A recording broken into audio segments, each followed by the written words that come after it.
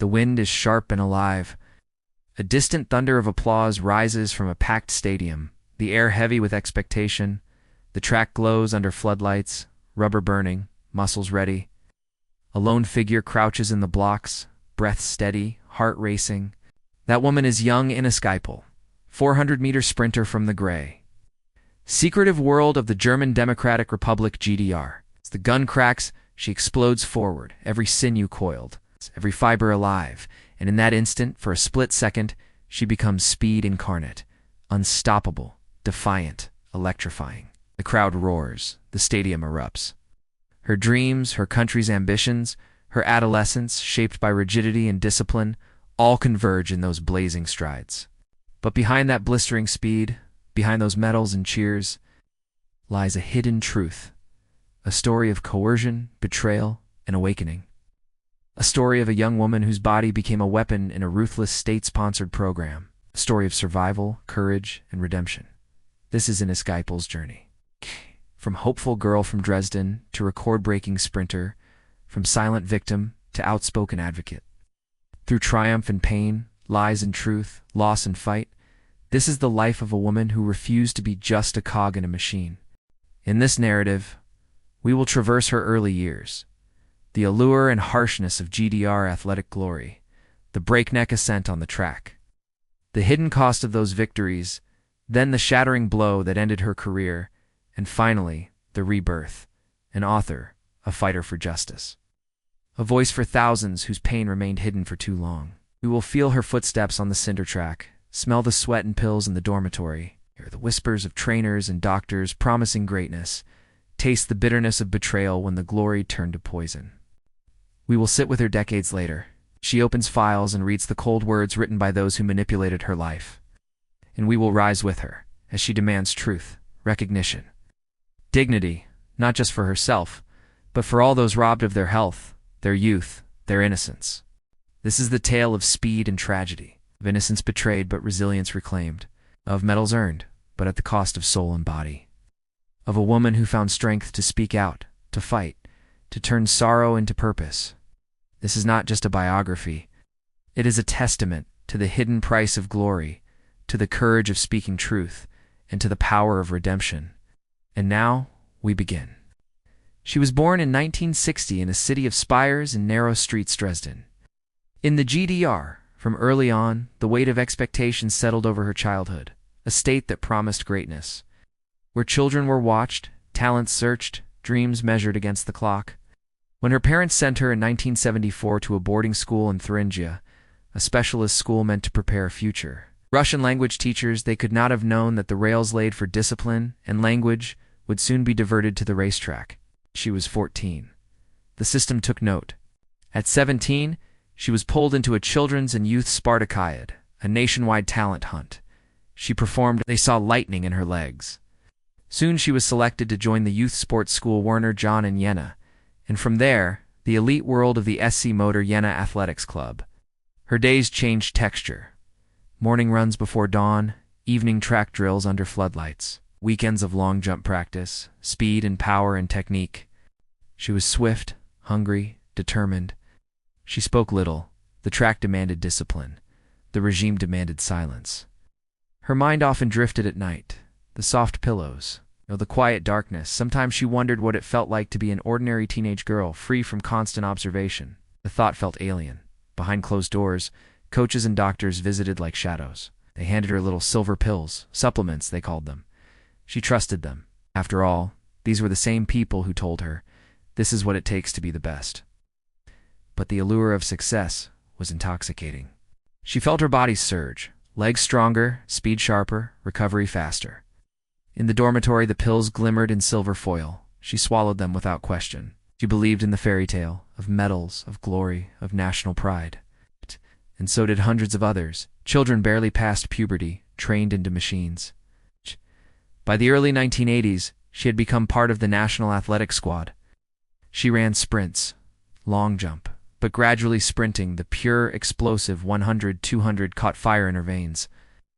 Her coaches sensed it, molded her, pushed her. She accepted. She pushed back nothing. She only ran. As part of the women's team of SC Moda Jena. She and her teammates soared between 1981 and 1985. Their 4 100-meter relay team won 5 consecutive national championships. The time, the precision, the collective breath held, it became a ritual. In 1984 came the moment etched forever. They ran 4 by 100 meters in 42.20 seconds, a club world record.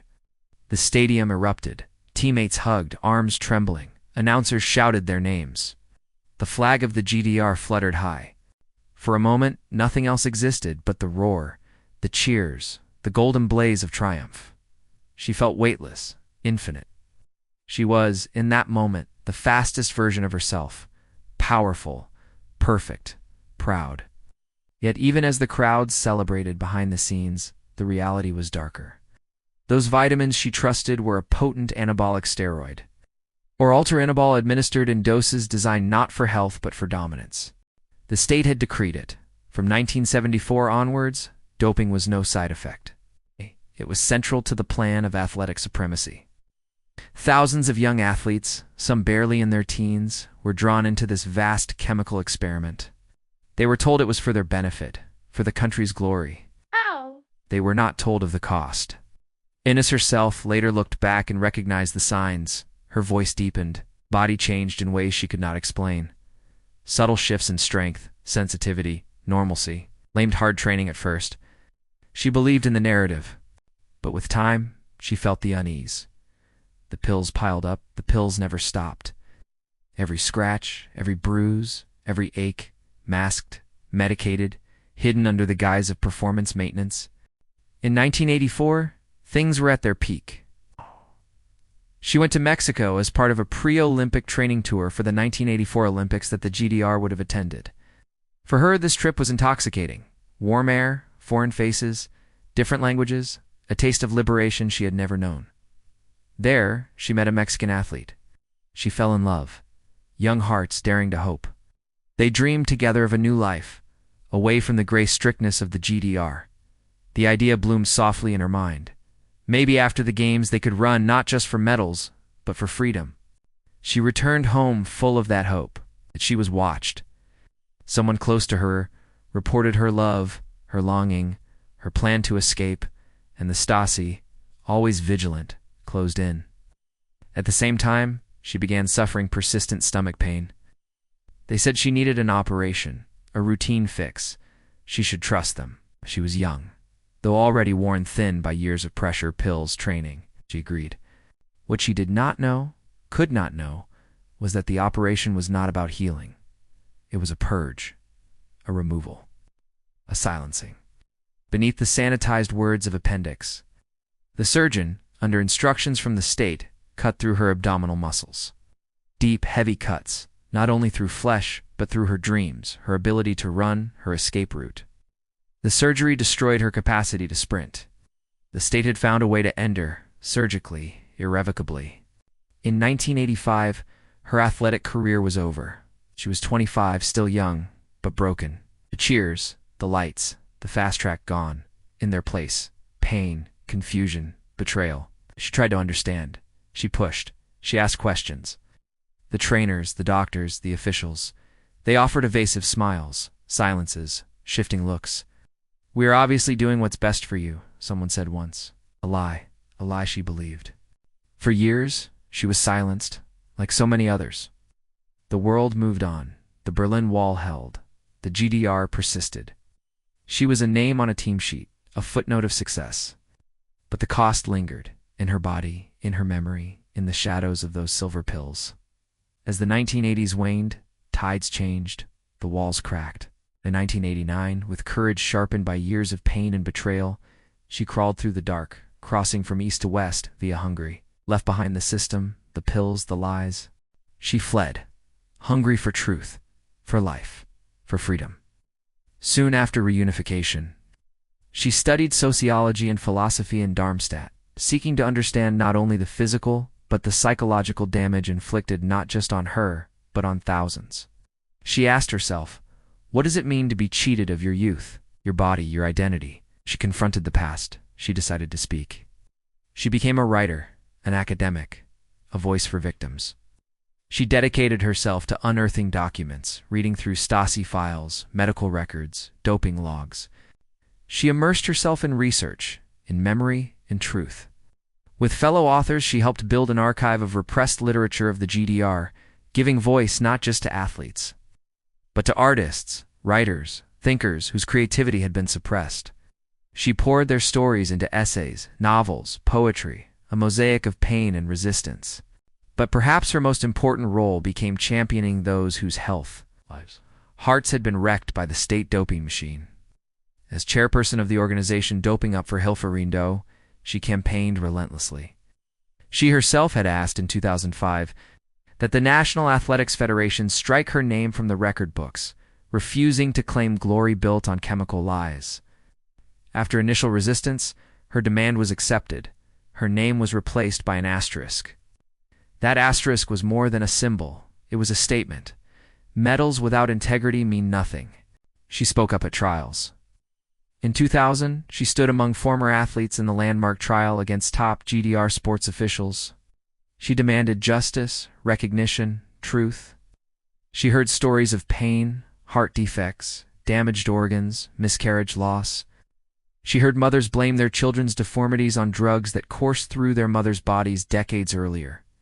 She felt the weight of thousands of silenced lives, and she carried it forward. She helped push for legislation to support victims. She turned her pain into purpose. Her activism, her writing, her moral courage made her a beacon. To some, she was labeled a troublemaker, dramatized, stubborn with a GDR trauma. But to many more, she became a source of hope, a woman who refused to accept that success justified harm, who insisted that human dignity matters more than medals. In her personal life, long after the roar of crowds had faded, she remained rooted in literature, language, memory. She became a professor of verse language at the Ernst Busch Academy of Dramatic Arts in Berlin, teaching, writing, reflecting. Through books, essays, poems, she wove a tapestry of pain and resistance, of memory and truth. She gave voice to the silenced, not just athletes but all those crushed under the weight of dictatorship. But even as she fought for justice, the scars remained. Her body, once the vessel of speed, carried the hidden cost, weakened organs, the echo of chemical strain, a voice deeper than before, a reminder each day of what had been stolen. She often said, the doping was not sport, it was chemical warfare. She sided with those too fragile, too traumatized, too frightened to speak. She opened her door, she answered calls, she offered counsel. In the years since reunification, hundreds, perhaps thousands of others followed, seeking help, seeking understanding. The path was neither simple nor smooth. By 2018, internal conflicts had shaken the dough. Some early allies accused her of expanding the definition of victim too far. They claimed too many people were being included, that the criteria were being loosened. She defended herself. For her, being a victim was not just about proving chemical intake, but about acknowledging the damage, physical, psychological, generational, caused by a system built on lies. The fight was not just legal, it was moral. Eventually she stepped down as chairperson, acknowledging the pain of division, but refusing to surrender the cause. Her critics called it betrayal. Her supporters called it courage. Through it all, Ines never lost her voice. She continued writing. She continued teaching. She continued fighting. She continued reminding the world that behind every medal, there might be a human price. That victory is hollow when bought with health, with innocence, with dignity. Today, as Germany and the world reflect on the legacy of the GDR, the thrill of medals and records, the pride of national success, Ines Geipel stands as living testament to a darker truth. She reminds us that no record, no victory, no applause is worth the erasure of humanity. She reminds us that behind every sprint, every 400-meter race, there is a human being, flesh, bone, heart, spirit. And that spirit, when betrayed, can still rise. I imagine her now, walking along the Spree in Berlin, breathing the crisp evening air, sneakers on cobblestones, hair catching the breeze, not running for gold, not chasing records, but walking, reflecting, remembering, quietly strong, quietly defiant, quietly alive. Her story calls out. Two athletes striving for greatness. Two young people seeking glory. Two states and systems that equate success with medals. It says, look deeper.